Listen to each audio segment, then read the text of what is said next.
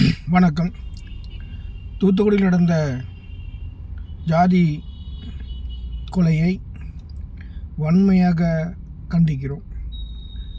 இந்த ஜாதி கொலை பெரிய ஜாதி கீழ் ஜாதி என்று இவர்களால் பிரித்து கொண்டு மக்களையும் முட்டாளாக்கி இந்த அவன கொலை செய்வது மிகப்பெரிய முட்டாள்தனம். நான் ஒன்று கேட்க விரும்புகிறேன். ஜாதி வரி பிடித்த நபர்களை உண்மையிலேயே ஒரு தாப்பனுக்கும் ஒரு தாய்க்கும் பிறந்தவனாக இருந்தால், உனக்கு ஜாதி வெறின்னு ஒன்று இருந்தால், நீ உண்மையிலே ஆம்பளையாக இருந்தால், உன் ஜாதிக்கார அறுவடை செய்த நெல்லை தான் நீ சாப்பிடணும். உன் ஜாதிக்கார நெய்கிற துணியை தான் நீ உடுக்கணும். உனக்கு உடம்பு சரியில்லைன்னா உன் ஜாதிக்கார டாக்டர்கிட்ட தான் போகணும். உனக்கு பொருள் வாங்கணும்னா உன் ஜாதிக்காரங்கிட்ட மட்டும்தான் போகணும். அப்படி எந்த ஆண் மகனுக்கு நான் ஜாதிக்காரன், என் ஜாதிகளை தான் எல்லாம் வச்சுக்கிடுவேன்னு சொல்லு அப்படின்னு சொன்னான்னா தான் நீ உண்மையிலே ஜாதிக்காரன். பூனா ரொம்ப ஏசி விடுவேன். நீ திங்கிறதுல இருந்து ஒடுக்கிலேருந்து எல்லா ஜாதிக்காரன் தயாரித்த துணிமணியை தான் உடுத்துற. எல்லா ஜாதிக்காரன் அறுவடை செஞ்ச நெல்லைத்தான் திங்க, பீத்துன மாதிரி திங்க. எல்லாருடைய உழைப்பில் தான் நீ இந்த உலகத்தை வாழ்ந்துக்கிட்டு இருக்க. அப்படி என்ன மசத்துக்கு உனக்கு ஜாதி வெறி வருது? சரி, ஜாதி வேணா ஜாதி வெறி இருக்குது உனக்கு அப்படின்னா, உன் பொட்டை பிள்ளையை நீ வெட்ட வேண்டியதானே? உன் அக்காவை நீ வெட்ட வேண்டியது தானே? சரி, அவங்க ஸ்கூலில் இருந்து அவங்க லவ் பண்ணியிருக்காங்க. இத்தனை ஆண்டுகள் அவனுக்கு தெரியாமையா போச்சு? இவங்க ரெண்டே லவ் பண்ணி தெரியாமையா போச்சு? அப்போல்லாம் ஏன் வாங்கி சூற்றி மூடிட்டு கம்முன்னு இருந்த? அப்போ இதை ஜாதியை இதை வச்சு ஒருவனை கொலை செய்வதன் மூலம் ஜாதி வெறி ஆட்டத்தை நீ தூண்டுறீங்க. யார்? ஜாதி சங்க பேரில் ஜாதி வெறி பிடிச்சவனுவோ அரசியல் நடத்துறதுக்கு, தன்னை பாதுகாத்து கொள்வதுக்கு இந்த ஜாதி இளைஞர் அப்பாவி மக்களை வன்கொடுமையில் கொள்றதுனால நீங்கள் அரசியல் செய்ய முடியுது. நீ வசந்த ஜாதிங்கிய வசந்த ஜாதி எதில் வசந்துட்டு அதை சொல்லு ஃபஸ்ட்டு. உனக்கு எது ரெண்டு இருக்கா? உடல் உறுப்பில் உனக்கு ஏதாவது மிக்கவங்க இல்லாத போல் உனக்கு ரெண்டு டபுளாக இருக்கா? இல்லை, என் ஜாதிக்காரன் செய்கிறதான் சாப்பிடுவேன், ஜாதிக்காரன் பாத்ரூமில் தான் போவேன்னு ஏதாவது உனக்கு கண்ட்ரோல் இருக்கா? அப்போ நீ ஜாதி வெறின்னு சொல்லலாம் நீ. ஆனால் மனித இனம் ஒரே இனம். இந்த ஒரு இனத்துக்குள்ளே எல்லாரும் சேர்ந்து தான் வாழ முடியுது. தனி ஜாதியால் எந்த ஜாதியாலும் வாழ முடியாது, உயிரோடு வாழ முடியாது. ஆனால் நீ ஜாதியை தூக்கிக்கிட்டு அலைகிறீங்க. நீ எப்படி வசந்த ஜாதி அதை மட்டும் சொல்லுங்கள் ஃபஸ்ட்டு. நான் வசந்த ஜாதி, ஆண்ட ஜாதிங்க. திருவள்ளூர் மாவட்டத்தில் உள்ள கிராமத்தில் பாரு, இந்த 100 நாள் வேலை திட்டத்தில் பாரு, காற்றுல கழுத்தில் கம்மில் ஒன்றும் இல்லாமல் அப்ராணி மக்கள் மம்டி கூடி தூட்டி வேலைக்கு போகிறாங்க.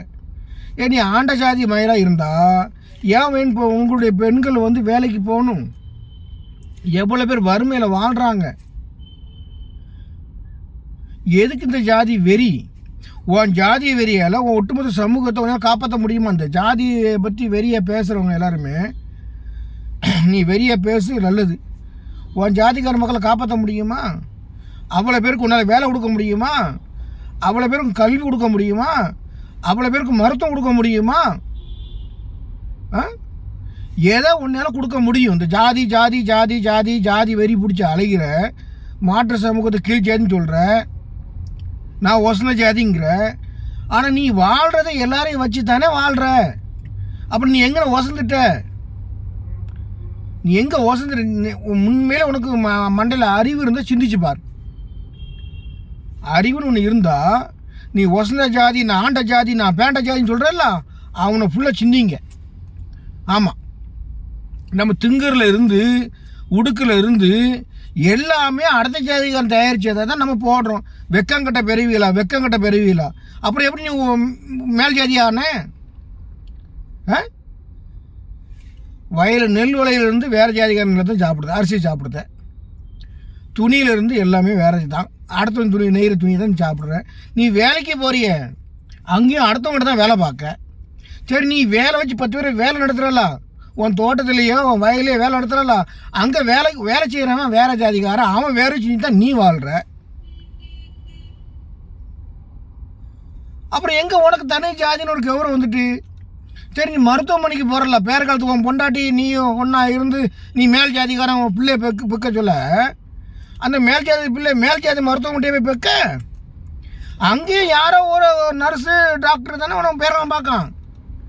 நீ அப்போ நீ தனி மனிதனே கிடையாது, தனியாக இல்லையா? நீ எல்லாரும் வச்சு வாழ்கிறோமே. இந்த ஜாதிங்கிறத ஜாதி வெறிய திருந்தணும். மனுஷனை வாழ கற்றுக்கிடணும். திருநெல்வேலி மாவட்டத்தில் எல்லா ஜாதிக்காரும் வறுமையில் வாழ்கிறாங்க. இந்த ஒரு சில தான் ஜாதி சண்டை இழுத்து விட்டு, ஐயோ பாவம் அந்த கவியனை கொண்டாச்சு. அவன் என்ன தப்புன்னா, காதலிச்சு தான் குற்றமா? அவன் ஒன் சைடாக காதலிச்சான். அந்த பொண்ணே பேட்டி கொடுத்துருக்கு, அவனும் 2 காதல் பண்ணவங்க, லவ் பண்ணவங்க. அப்போ அந்த பொண்ணை குற்றம் செய்யலையா? சரி, 7 வருஷமாக்கு மேலே ரொம்ப வருஷமாக காதல் பண்ணியிருக்காங்க. அப்போ அந்த தம்பிக்கு தெரியலையா? அவன் தம்பிக்கு மானம் வெக்கம் சூடு சொரணை வரலையா? இதில் வேற வலைத்தளத்தில் நிறைய பேர் அவனுக்கு ஆதரவா செத்து போன கவினுக்கு 1000 பெண்களோட பழக்கம் இருக்கிற மாதிரி ஒரு தோற்றத்தை உருவாக்குதியே. கொஞ்சமாச்சும் மனச்சாட்சி வேண்டாமா? கொஞ்சமாச்சும் மனச்சாட்சி வேண்டாமா? நீ மேல் ஜாதி நீ இன்னொருத்தர் கீழ் ஜாதி இருக்கிற. நீ மேல் ஜாதின்னு சொல்லிக்கிடுத. நான் ஆண்ட பரம்பரைங்க. ஆனால் நீ இன்னொருத்தனுக்கு கூஜா தான் தூக்கிட்டு இருக்க. ஒன்னையால் பல்லாக்கில் உட்காந்து வர முடியுமா? நீ முருகர் கோயில்லையோ எந்த கோயில் பல்லாக்கு தேர்வு திருவிழா உன்னையால் மேலே உட்காந்துட்டு நீ பூஜை பண்ணிட்டு வர முடியுமா?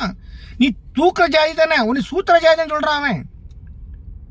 உன்னை அடிமை ஜாதின்னு தானே சொல்கிறான். சூத்திர ஜாதியிலே ஒசன சூத்திரம் இக்கில சூத்திரன்னு ஒன்று இருக்கானா? திருந்துங்க பெஸ்ட். மனுஷனை வாழ கற்றுக்காங்க. எங்கே உங்களுக்கு உடம்பு சரியில்லைன்னு டாக்டரை போறிய, உயிர் காக்கணும்னா எனக்கு என் ஜாதிக்காரனோட ரத்தம் மட்டும்தான் வேணும் அப்படி எந்த நாயில் கேட்கிய? நீங்கள் ஒரு நாயை சொல்ல எனக்கு மருத்துவமனை போயிருக்கேன், உடம்பு சரியில்லை, உயிர் பிழைக்கணும், எனக்கு கிட்னி வேணும், ரத்தம் வேணும், ஆனால் என் ஜாதிகாரன் தந்தா மட்டும்தான் நான் ரத்தத்தை ஏற்றுக்கணும்னு எவனையாட்டு ஒருத்தன் சொல்ல முடியுமா? ஒருத்தனை சொல்லு. இந்த நாட்டில் ஒருத்தனை சொல்லு, என் ஜாதிகாரன் ரத்தம் தான் எனக்கு வேணும், இல்லைன்னா செத்து போவேன். என் ஜாதிகாரன் கிட்னி தான் வேணும், இல்லை செத்து போவேன். என் ஜாதிகாரன் டாக்டர் தான் இன்னே பார்க்கணும், இல்லைன்னா செத்து போவேன். எந்த ஒரு நாயை சொல்லு ஃபஸ்ட்டு. ஒரு நாய், ஜாதி வெறி பிடிச்ச நாய், ஒரு நாய் சொல்லிட்டு அந்த ஜாதி நாயை பிடிச்ச நாயை பேர காலத்துக்கு கூட வேறு டாக்டரு வேறு நர்ஸு தான் பேரங்களை பார்த்துருப்பாங்க. அந்த ஜாதி வெறி பிடிச்ச நாயை அப்பா அம்மா தூக்குக்கு முன்னால் ஏதோ ஒரு நர்ஸு, ஏதோ ஒரு ஆயா பொம்பளை, ஏதோ ஒரு டாக்டர் தான் அந்த குழந்தை கையில் எடுத்துருப்பாங்க. உடைய கையில் தூக்குறதே வேறு ஜாதிக்காரன் தான் இருப்பான். அப்புறம் எங்கே உனக்கு ஜாதி வந்துச்சு? எங்கே உனக்கு ஜாதி வெறி வந்துச்சு? நீ யாரை வச்சு வாழ்கிற? ஏழையாக இருந்தாலும் அவன் உழைக்கிறான்ல, அவன் உழைப்பில் தான் நீ வாழ்கிற. நாய மனிதனை வாழ்ந்தால் மட்டும்தான் நிம்மதியாக வாழ முடியும். நீ வெட்டுனா அடுத்தவரை வெட்டாதா? தயவு செய்து ஜாதி வெறி பிடித்தவங்களுக்கு மட்டும்தான் அந்த பதிவு. ஏன்னா எல்லா ஜாதியும் நல்லவங்க நிறைய பேர் இருக்காங்க. ஜாதியை வச்சுக்கோ, அது உன் குடும்ப பேரை வச்சுக்கா, உன் பொண்ணு பிள்ளைகளுக்கு கல்யாணம் முடிக்கிற பேரை வச்சுக்கா, அது தப்பு இல்லை. ஆனால் ஜாதி வெறியாக இருந்து இன்னொரு பிள்ளைய லவ் பண்ணுது, கல்யாணம் முடிஞ்சால் உன் பிள்ளைய திருத்திப்பார். எம்மாவா அது வேண்டான்னு சொன்னால் சொல்லிப்பார். இல்லை உன் பிள்ளை அவளை செட்டா கொன்று தான் நீ என்ன பவிதிக்கணும். உன் பிள்ளை உயிரை வாழ்ந்து எங்கேயும் வாழ்ந்து போனோம். உன் பிள்ளை இல்லை என்கிட்ட போயிட்டா, சரி போயிட்டு வாழ்ந்துட்டு போட்டுமே. அதை உயிரெடுக்க நீ யாரு ஃபஸ்ட்? ஆக இந்த தூத்துக்குடியில் நடந்த சம்பவம் உண்மையிலேயே ஒட்டுமொத்த தமிழ் இனத்தையும் தமிழனையும் நிச்சயமாக மனசில் வலிக்கும். மனிதனாக இருந்தால் அவனுக்கு வலிக்கும். அழகாக வாழ்ந்துட்டு போயிருப்பாங்க. உனக்கு புள்ள வேணாலும் விட்டுட்டு போ. இல்லை நீ அது 2 வீட்டில் உட்காந்து பேசி இப்போ எனக்கு உனக்கு ஜாதி ரொம்ப டச் ஆகுது, வான்ட்ட ஏன் ஜாதி டச் ஆகிடுச்சுன்னா குழந்தை பிறக்காது, வம்சம் விருத்தி ஆகாது, செல்வ செழிப்பு சேர்க்காது அப்படின்னு சொல்லி. இந்த திரைவளத்தில் ஒரு நாய் இருக்குது. அந்த நாய் நான் திரைவளத்தில் நான் தான் பெரிய ஜாதின்னு சொல்கிறேன். அது அவன் படம் எடுக்கல, எல்லா ஜாதியும் நடிக்கிறான். ஒன்று மட்டும் கேட்க, உனக்கு உண்மையிலேயே நீ ஜாதி வரி பிடிச்சவனா இருந்தால் உன் திரைவளத்தில் இருக்க எல்லாம் மேலே கேமரா மேலேருந்து பாடகர்லேருந்து மியூசிக்லேருந்து எல்லாம் உன் ஜாதிகாரம் வச்சு இது பண்ண பண்ணி தானே. எவனை வச்சோ ஏமாற்றி பணத்தை எடுக்கியே அதை ஜாதியை பற்றி பேசுகிறீங்க. மனிதனாக வாழ கற்றுக்காங்க, அப்போ தான் நிம்மதியாக வாழ முடியும். நீ வெட்டுனா இன்னொருத்த உன்னை வெட்ட ரெடியாக இருப்பான். இங்கே யாரும் குறைஞ்சவங்க கிடையாது. படிங்க ஃபஸ்ட்டு, படித்தா தான் மனுஷனை வாழ முடியும். இந்த ஜாதி சங்கம் அதை இருக்காங்க இல்லையா, அந்த ஜாதி சங்கத்தில் உள்ள தலைவர்கிட்ட கேளு, ஐயா நீ பிறந்துக்க சொல்ல உன்னை பேரர்களும் பார்த்தது நம்ம ஜாதிகாரன் தலைவரான்னு கேளு. அவன்கிட்ட உன் ஜாதி தலைவரெல்லாம் பேசுவோம்ல, ஜாதி வரியை பற்றி பேசுகிறான்ல, உனக்கு கூட்டு தான் பாரு. அவன்கிட்ட கேளு, தலைவரை நீங்கள் பிறக்க சொல்ல உங்களுக்கு அவங்க அம்மிக்கு பேர்களாம் பார்த்தது நம்ம ஜாதி தலைவரான்னு கேளு, நம்ம ஜாதி டாக்டரான்னு கேளு, ஜாதி நர்ஸான்னு கேளு. அப்போ அவன் சொல்லட்டும், பதில் சொல்லட்டும். தலைவரை நீங்கள் திங்கிற தீவனம், அந்த தீவனம் நம்ம ஜாதிக்காரன் மட்டும்தான் உற்பத்தி பண்ண தீவனமானு கேளு அவன்கிட்ட. அவன் தலைவர் நாக்க பிடிச்சி சாவத மாதிரி கேளு, அப்போ தான் அவன் திருந்துவான். தயவுசெய்து திருநெல்வேலி மாவட்டத்தில் நம்ம நிறைய பேர் படிச்சிருக்கோம். திருநெல்வேலி மாவட்டத்தில் நிறைய பேர் வெளிநாட்டுக்கு வெளி மாநிலத்துக்கு போய் வாழ்கிறோம். அண்ணன் தம்பியாக தான் வாழ்கிறோம், ஒற்றுமையாக தான் வாழுதோம். தமிழ் இனம் தமிழனாக நிற்போம். ஜாதியை வீட்டில் வச்சுக்காங்க. அடுத்த குடும்பத்தை கெடுக்கிறதுக்கு ஜாதியை வரி கொண்டு வராதாங்க. ஜாதி இந்த ஆவண கொலை செஞ்ச அந்த இன்ஸ்பெக்டர் அம்மா அப்பாவும் கைது பண்ணணும், அந்த பையனுக்கும் தண்டனை கொடுக்கணும். தமிழக அரசே திமுக அரசே சட்டம் ஏற்றி இதுக்கு மிகப்பெரிய தண்டனை கொடுங்க. இனிமேல் ஜாதி ஆவண கொலை நடந்தால் அதிலிருந்து நம்ம யாரும் தப்பிக்க முடியாது, நம்முடைய வாழ்க்கை வீணாகுங்கிற பயம் ஜாதி வெறி பிடித்த மக்களுக்கு வரணும். அப்போ தான் இந்த தமிழ் மனம் தமிழ் இனம் தமிழனாக வாழ்கிறதுக்கு மேற்கொள்ளும் முயற்சி செய்யும். இல்லைன்னா இப்படி தான் நான் உயர்ந்தவன் நீ உயர்ந்தவன் சொல்லிவிட்டு எந்த பயிலும் உயர்ந்தவன் கிடையாது. செத்து அன்னைக்கு உன் பேரும் கிடையாது. நான் மேல் ஜாதிங்க நீ செத்து போனால் ஒன்று எப்படா பாடி விடுன்னு தான் கேட்பான், உன் சொந்தம் தான் கேட்பான். தலைவர் செத்து போனாரே தலைவரே அப்படின்னு சொல்ல மாட்டான். செத்து போனாரோ பாடி எப்போ வருது கொண்டு எரிச்சு கொண்டு கடலில் போடுன்னு சொல்லுவான். செத்த பேர் பிணம், உயிரோடு இருக்கிறதுக்கு சொல்லி பிணமாக வாழாத, மனிதனை வாழ கற்றுக்கன்னு கூறிக்கொண்டு உண்மையிலேயே இந்த சம்பவத்துக்கு வன்மையான கண்டனத்தை பதிவு செய்கிறேன். அது மட்டும் இது போன்ற சம்பவங்கள் இனி தமிழ்நாட்டில் எந்த மூலை முடுக்கிலையும் நடக்கக்கூடாது. மனிதனாக சிந்தி உயிர் வாழ்கிறது ஒரு முறை தான். அடுத்தவங்க உயிர் எடுக்கிறதுக்கு வீரம் கிடையாது, அடுத்தவனுக்கு உயிர் கொடுக்கறது தான் வீரம். ஒருத்தனை காப்பாற்றுறது தான் உண்மையான வீரம். கோலத்தனமாக நம்பிக்கை துரோகம் பண்ணி வெட்டுறது வீரம் கிடையாது.